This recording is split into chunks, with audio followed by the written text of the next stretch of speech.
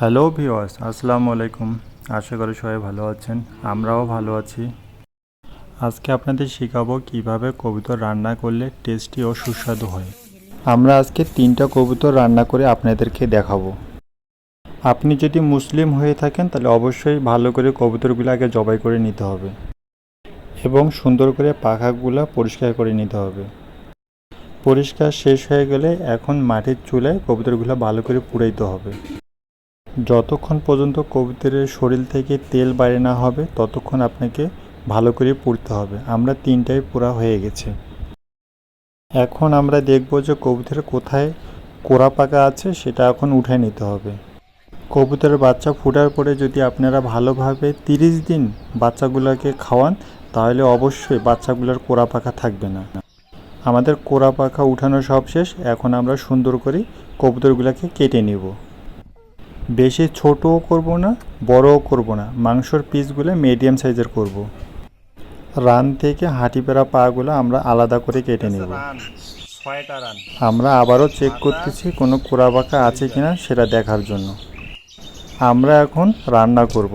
প্রথমেই মাংসগুলো ভালো করে পরিষ্কার করে ধুয়ে নিতে হবে 2 থেকে 3 বার। যখন আমরা কবুতরগুলো পড়ছি তখন একটু কালো টাইপের ছিল, ধোয়ার পরে অবশ্যই একটু ফ্যাকাশে টাইপের হয়ে থাকবে। আমরা এখন হালকা করে পেঁয়াজটা বেটে নিব, তার সঙ্গে আদাটাও একদম মিহি করে বেটে নিব। কুচু কুচু পেঁয়াজও দিতে পারেন। আমরা এখন পরিমাণ মতো লবণটা দিয়ে দিব, পরিমাণ মতো হলুদের গুঁড়োটা দিয়ে দিব, তার সঙ্গে সয়াবিন তেলটাও দিয়ে দিব। এখন আমরা শুকনা মরিচটা দিয়ে দিব। হালকা করে পেঁয়াজ বাটা এবং রসুন বাটাটা আমরা এখন মাংসতে দিয়ে এখন মেখে রেখে দিব। হাঁসের মাংস ও কবুতরের মাংস রান্না করলে গন্ধ থাকে, তাই আমরা এখন গরম মশলা, জিরা বাটা 2টাই দিয়ে দিব। প্রিয় দর্শক বন্ধু, আমার ভিডিও যদি ভালো লাগে অবশ্যই লাইক, কমেন্ট ও শেয়ার করবেন। মশলা বাটা, রসুন বাটা সব কিছু দেওয়ার পরে এখন আমরা ভালো করে মাংসটার সঙ্গে সব কিছু মিক্সার করে রাখি দিব। ভালো করে মিক্সার করলে মাংসের স্বাদটা আরও ভালো হবে।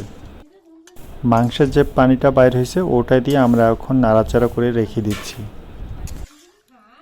কবুতরের মাংসতে আলু না দিলে কোনো টেস্টেই আসে না, তাই আমরা 10 থেকে 12টা আলু 2 ফালা করে কেটে এখন দিয়ে দিব। সব কিছু দিয়ে মাখানো ও ম্যারিনেট করাও শেষ। এখন আমরা চুলাতে বসাই দিব। আমরা এখন মাটির চুলাতে কবুতরের মাংসটা রান্না করব। 10 মিনিট জাল দেওয়ার পরে আমরা ঢাকনাটা খুলে একটু নেড়ে চেড়ে দিয়ে দিব।